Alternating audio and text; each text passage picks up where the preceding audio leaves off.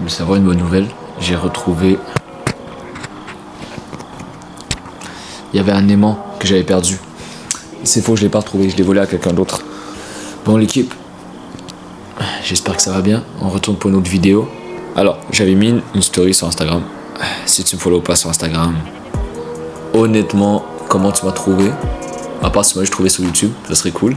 Ouais, j'avais demandé des dilemmes ou des situations un peu compliquées ou peu importe ce qui est en lien avec ça.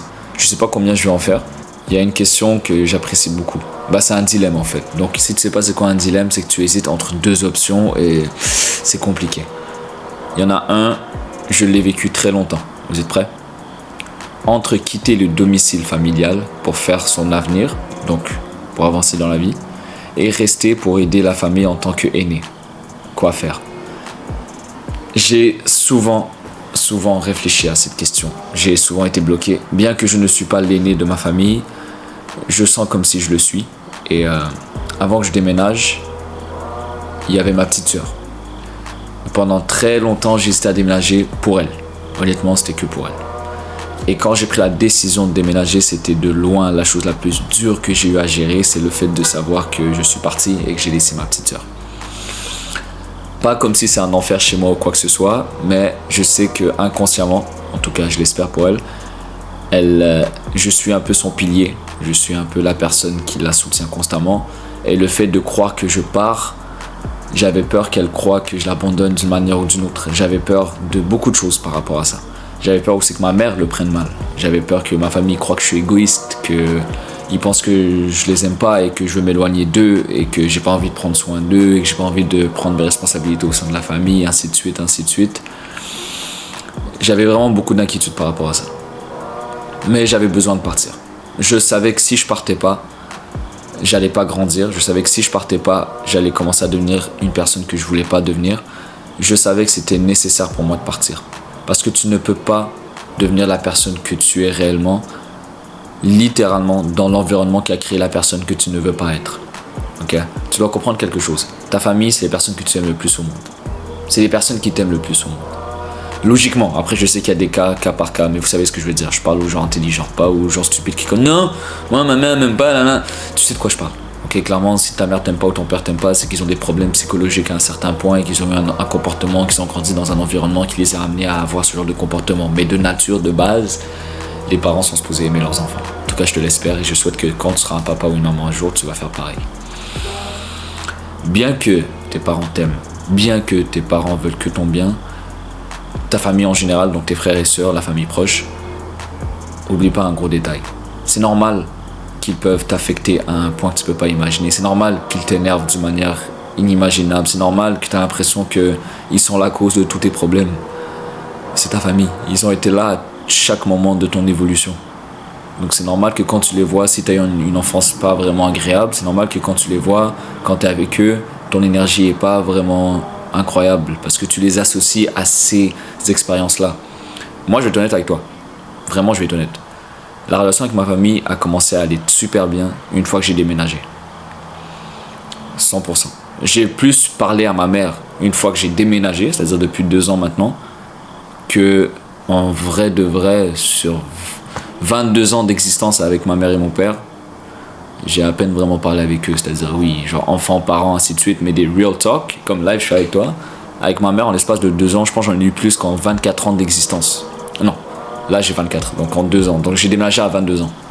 De 0 à 22 ans, j'ai eu peut-être quelques real talk avec ma mère, histoire d'eux, et même là, ces 2 dernières années, je pense une quarantaine, un truc comme ça. C'est énorme, by the way. Peut-être que pour vous, vous en avez à chaque jour, mais pas moi. Donc pour moi, c'était vraiment incroyable. Avec ma petite sœur, pareil. Mais ouais. Donc, entre quitter... Désolé, j'ai vraiment divagué de fou. Mais entre quitter le nid familial pour poursuivre tes rêves, créer ta vie, ainsi de suite, et rester en tant qu'aîné ou en tant que personne que tu sens que tu es responsable et tu dois rester pour aider ta famille, je vais te dire un truc. Si rester implique que du négatif pour toi et que tu dois juste supporter constamment et que tu dois toujours subir constamment, tu dois partir. Parce que c'est seulement une fois que tu vas partir que tu vas devenir la meilleure version de toi-même qui pourra réellement aider tes proches. Mais si tu es capable de rester et travailler sur toi-même, reste. Parce que si tu as juste envie de partir, pour vivre la vie de jeune adulte, et vraiment que tu n'en as pas besoin, genre financièrement, t'as pas... Genre, je veux dire, t'en as pas besoin, dans le sens de comme tu sens pas que c'est un truc qui te bloque, tu sens pas que tu vas vraiment grandir autre que juste vivre le vibe de vivre tout seul. Moi, j'en avais besoin. Littéralement, j'en avais besoin. Genre, c'est pas rentable. Je vous le dis maintenant, c'est pas rentable. Toi, là, tu crois que t'es cool. Déjà, il y en a qui bougent à 18, 19. J'espère vraiment que... Bah, j'espère, en fait, c'est dommage, mais j'espère que si tu t'es parti à cet âge-là, c'est parce que tu avais pas le choix. Mais si de nulle part, tu te dis, chez mes parents, je paye pas de loyer, la nourriture est bonne, il y a du chauffage l'hiver, ça sent toujours bon, c'est toujours propre, il y a toujours du papier de toilette. Et tu te dis, pourquoi pas quitter tout ça, aller payer presque 1000 $ pour une petite chambre de merde, un chauffage des fois qui bug, des voisins qui te cassent les couilles, de la nourriture, tu vas commencer à réaliser que ça coûte bien plus cher que ce que tu penses, donc tu vas commencer à manger des toasts H24, tu vas commencer à acheter des conserves, la viande ça va devenir littéralement un luxe, les fruits et les légumes, un souvenir. Papier toilette, bref, je te le dis maintenant, c'est pas aussi cool que ce que tu crois. Et même au début c'est cool, je vais pas te mentir, au début c'est cool. En vrai de vrai c'est un vibe. Comme là je suis chez moi là c'est à moi ça. C'est un vibe. Mais toi tu sais pas que dans 3 jours il y a le loyer qui passe et que ça commence à être serré. Tu vois ce que je veux dire? C'est un stress constamment. Mais moi encore une fois, je savais que j'en avais besoin. Je devais me trouver en tant que personne, je devais me prouver des affaires et je savais que être entouré d'un certain type d'énergie, moi ça allait me tuer. À la longue j'allais vraiment pas mourir, mais en mode psychologiquement j'allais devenir une personne que je voulais pas être.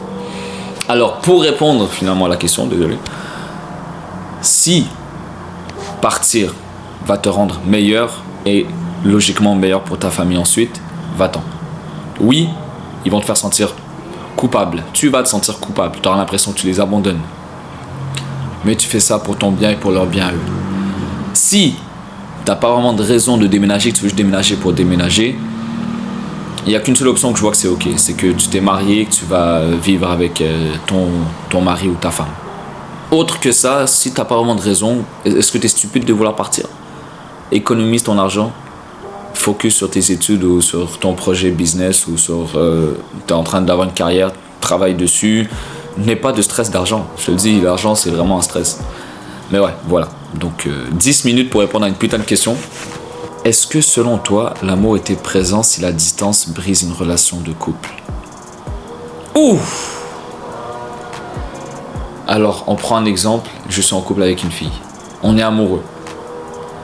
La fille doit déménager, je sais pas moi, vas-y, je suis à Montréal, à Toronto. C'est genre à 5, 6 heures, 7 heures de route. Et là, la relation se brise.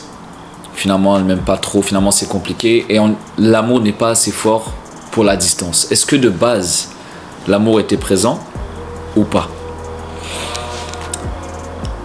Vraiment, c'est une très bonne question. C'est une très bonne question. Je dirais que l'amour était présent. Parce qu'à ce moment-là, elle t'aimait et tu l'aimais. Si la distance brise une relation, je te dis, c'est un truc. C'est que c'est pas qu'à la base, c'était pas là. C'était là. Mais c'était pas assez fort. Vous n'avez pas construit une base assez solide pour vous permettre de supporter une distance pendant un court moment. Encore une fois, t'es pas supposé accepter une distance sur un long moment tout court. Genre les relations à longue distance, désolé, mais c'est pas une bonne idée. T'es pas fait pour avoir une relation à longue distance. Tout ce qui est téléphone, FaceTime, ça a été créé, ça fait à peine 20 ans. Avant ça, les humains ne fonctionnaient pas comme ça. T'envoyais une lettre et t'espérais que l'autre personne recevait la lettre. Mais de base, si une distance à court terme, on va dire tu voyages pendant 1 mois, 2 mois quelque part et tu sens que ça a brisé la relation, vas-y, limite, en vrai de vrai, je dirais 1 an, ça va. 1 an de distance, c'est supposé être ok si la base est bien solide. Mais c'est quoi une base solide? C'est pas un petit flirt de temps en temps, c'est pas en mode ah je t'aime, tu m'aimes, mais vous avez jamais vraiment travaillé sur vous-même, vous avez jamais eu de vraies conversations en tant que couple, en mode qu'est-ce que tu veux faire de ta vie plus tard, qu'est-ce qu'on va faire de notre vie plus tard, est-ce que tu veux des enfants, est-ce que pas, est-ce que si, c'est quoi que tu acceptes en tant que femme, en tant qu'homme. En fait, vraiment, c'est ça, construire une bonne base, c'est de savoir vraiment vers où vous en allez les deux. Tu vois, si on va dire, je te dis maintenant, vous avez jamais mis les trucs au clair en termes de moi je veux me marier. Si l'autre personne n'est pas vraiment sûre que tu veux te marier, ainsi de suite, clairement que la distance va pas être bénéfique. Mais si vous deux, vous saviez que vous voulez vous marier, avoir une famille littéralement dans les prochaines années, vivre ensemble dans les prochaines années, une distance ne devrait pas vraiment affecter quoi que ce soit parce que vous savez que vous avez un plan dur et solide sur le long terme. Tu vois ce que je veux dire? Mais Pour répondre à ta question, je suis convaincu que l'amour était là au début. Et c'était juste pas assez fort parce que l'amour, déjà de base, croyez pas que l'amour... En fait, la passion sans la raison va nuire à toute relation. Ok? S'il n'y a pas la raison qui vérifie, la passion va tout détruire. Je vous le dis maintenant. L'amour ne dure pas. Genre les papillons dans le ventre, là, les petits... Oh là là là, les petits messages, t'es heureux, tu vas voir ton message... Tu prends ton téléphone et tu espères voir ces messages apparaître, là. C'est que au début, ça. C'est que au début. Ça va... Au début, les 6 premiers mois, c'est vraiment intense. Et au bout de 1 an, 2 ans, 3 ans, ça va vraiment diminuer. La routine va s'installer. Et c'est là où tu vas comprendre que le vrai amour, c'est pas de la dopamine. T'es pas supposé sentir que t'es drogué à chaque fois que t'es avec la personne. C'est que tu apprends à l'aimer. Tu apprends à la valoriser. Et ça, pour moi, c'est très important. Et je l'ai appris très récemment, en vrai de vrai. C'est pour ça que je n'ai pas touché aux relations avec les femmes depuis 2020, presque. Littéralement, j'avais fait une blague avec les gars. J'ai dit « No Woman 2020 ». On est en 2024 et bon, bah, je laisse deviner. Hein. Mais j'ai compris un truc. Je veux travailler pour ma relation. Je veux vraiment que ça soit compliqué. Je veux vraiment que ça soit difficile. Je veux vraiment que ça soit quelque chose qui prend du temps. Comme ça, quand je vais l'avoir, je vais valoriser cette relation. À un point où j'ai pas besoin de sentir des papillons dans mon ventre pour aimer cette personne, mais juste que je réalise que cette personne, elle est parfaite pour moi. Pour moi, j'ai pas dit parfaite, j'ai dit parfaite pour moi. Elle m'apporte du bien dans ma vie, elle me voit tel que je suis réellement, on va avancer ensemble, on va créer quelque chose ensemble. Et elle va être la future mère de mes enfants. Tu vois ce que je veux dire? C'est comme ça que je vois la femme. Alors qu'avant, j'espérais juste tomber amoureux. Je vous jure, en toi et moi, je te le dis maintenant. Tout ce que je voulais, c'était tomber amoureux, avoir des papillons dans le ventre et revivre le first love. Parce que ton premier amour, c'est le plus incroyable. Mais j'ai commencé à comprendre que c'est pas ça la vie. C'est la drogue du début. Ça, c'est éphémère, ça dure pas. Les vraies relations, ça se travaille. Comme ça, tu es grateful. Tu ressens de la gratitude envers la personne. Tu la prends jamais pour acquise. Tu sais que tôt ou tard, si tu ne fais pas l'effort, elle va se sentir non désirée ou non voulue et la relation va se briser. Et ça va avoir des impacts plus tard avec les enfants et ainsi de suite et ainsi de suite. Bref. Voilà quoi. Je sais pas encore si j'ai répondu à la question, mais je pense que j'ai répondu. Combien? 15 minutes? Vas-y, on va taper un 20 minutes. Tu es plutôt Eren ou Itachi? Merci. Alors, pour ceux qui ne comprennent pas la question, est-ce que je vais sacrifier ce que j'aime pour le bien de tous, ou je vais sacrifier le bien de tous pour ceux que j'aime? C'est une question assez compliquée. Parce que si le monde entier m'attaque, comme dans le cas de Attack on Titan, si le monde entier m'attaque et qu'ils veulent me tuer, pourquoi est-ce que je m'empêcherais de les attaquer en retour? Si j'ai le pouvoir qu'il faut pour me protéger, sachant que c'est juste de la légitime défense, je vais clairement me défendre. Par contre, est-ce que je vais tuer des innocents? Jamais de la vie. Ça, je pourrais jamais me le permettre. Tuer des enfants, des innocents, waouh! Mais je dois être honnête et j'ai beaucoup de mal. Je sais que la réponse c'est le bien de tous au détriment de mes proches. On va dire je vais sacrifier mes proches pour le bien de l'humanité entière. Je sais que c'est ça la réponse que je dois dire. Je le sais, je suis pas fou, je suis pas psychopathe. Mais mon cœur ne veut pas cette réponse. Mon cœur ne veut pas cette réponse. Je ne veux pas dire ça. Je veux dire, je vais sacrifier le monde entier pour mes proches. C'est ce que je veux dire. Parce que c'est comme ça que je vois la vie. Dès que j'ai des proches, j'ai des gens que j'aime, je vais tout faire pour leur bien. Les gens qui ne sont pas proches de moi, je vous respecte à un certain point, je vous valorise à un certain point, mais vous n'êtes rien comparé à mes proches. Vous voyez ce que je veux dire? Donc mon cœur répond Eren, mais mon cerveau répond Itachi. Quelle est la pire douleur? Celle causée par l'amour ou celle causée par la mort? Oh là là. Je sais que pour beaucoup, vous me dites, attends, mais pourquoi tu réfléchis? La réponse est évidente. Oui, la réponse est évidente. Mais est-ce que moi, je suis l'évidence? Non. À court terme, la mort. La mort. À long terme, et je mets des guillemets, l'amour. La douleur de perdre un proche n'est même pas comparable à une rupture amoureuse. Genre, elle est même pas comparable. Si tu n'as jamais perdu un proche et que tu as déjà une rupture et que tu crois que c'est similaire, c'est pas comparable. Perdre un proche est de loin la chose la plus violente qu'un être humain peut vivre. Littéralement. Et je sais de quoi je parle. Une rupture amoureuse fait très mal. Je n'enlève pas du tout le poids à la rupture. Ok, je n'enlève pas du tout. Rupture, trahison, tromperie, peu importe, je n'enlève pas. Pourquoi je dis que, entre guillemets, à long terme, l'amour peut être une douleur plus intense que la mort? Parce que quand tu perds un proche, il y a le deuil. Ok? À long terme, tu vas accepter la mort de cette personne et tu vas devoir obligatoirement passer à autre chose. Évidemment que je me mets pas à la place d'un parent qui perd un enfant, parce que ça, je sais pas c'est quoi. Je peux même pas imaginer si tu peux t'en remettre. J'espère que tu peux t'en remettre et j'espère que personne n'aura à vivre ça, mais une rupture, le problème avec ça, c'est que la personne, ta blessure est liée à une personne, right? Quand tu vis une rupture amoureuse. Cette personne-là existe toujours. Cette personne-là, tu risques sûrement de la revoir. Tu risques sûrement de retomber dessus d'une manière ou d'une autre. Et donc, il y a des grandes chances qu'à tout moment, si tu n'as pas fait le travail, tu risques de rééveiller cette blessure et donc la revivre à nouveau. Mais là, c'est pour ça que j'ai mis les guillemets. Seule une personne brisée de nature, seule une personne profondément insécure de nature va pouvoir vivre cette chose. C'est-à-dire que de base, si tu veux une rupture et que tu es quelqu'un de normal et que tu veux vraiment ton bien toi-même, tu vas tout faire pour guérir. C'est-à-dire que tu vas avancer dans la vie. Mais certaines personnes ne veulent pas avancer dans la vie et ils veulent rester bloqués dans cet état où ils ont mal parce qu'ils sont habitués à la douleur et ils aiment avoir mal d'une manière ou d'une autre.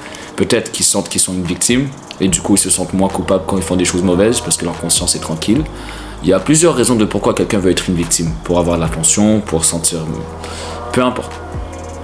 Ces personnes-là, littéralement pour ces personnes-là, la douleur de l'amour est plus forte que la douleur de la mort. Parce que la mort d'une personne, ils n'auront pas le choix de l'accepter et passer à autre chose. Tu n'as pas le choix d'accepter la mort de quelqu'un. À la longue, ça va prendre des années peut-être, mais à la longue, tu n'as pas le choix d'accepter le deuil parce que la personne n'est plus là.